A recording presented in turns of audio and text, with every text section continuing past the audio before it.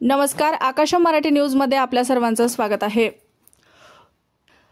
पत्नीला video call करून पतीने उचललं टोकाचं पाऊल।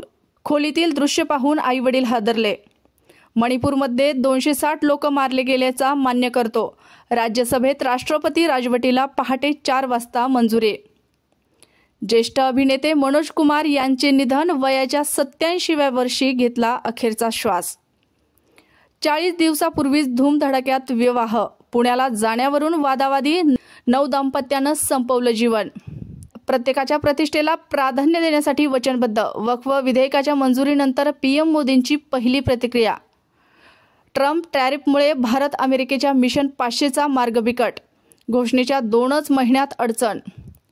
वक्फ दुरुस्ती विधेयक राज्यसभेतही पारित, आता कायद्यात रूपांतर होण्यापासून एक पाऊल दूर। नागपुरात भर बाजारात थरार, गोळी झाडून तरुणाची हत्या, 2 जखमी, 3 आरोपी अटकेत। वक्फ बिल मागे घ्या, नाहीतर देशभरात, मुफ्ती मोहम्मद अकबर कासमींनी दिला गंभीर इशारा।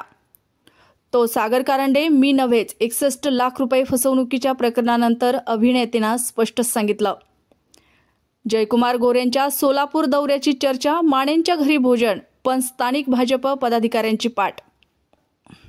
शेतमजुरांचा ट्रॅक्टर विहिरीत कोसळला, नांदेडमध्ये 9 जणांचा मृत्यू, 15 वर्षाच्या मुलाच्या हाती होतं स्टेरिंग। तू माझ्या मुलासारखा, शहीद भगतसिंग यांची आई मनोज कुमार यांना काय म्हणाली होती, भावुक करणारा क्षण।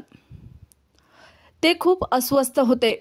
मनोज कुमार यांची शेवटच्या क्षणी अशी होती तब्येत, लेकाने दिली माहिती।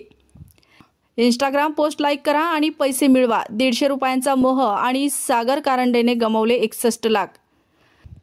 अशाच नवनवीन बातम्या पाहण्यासाठी आमच्या आकाशम मराठी या न्यूज चॅनलला सबस्क्राईब करा। बातमी आवडल्यास बातमीला लाईक आणि शेअरही करा।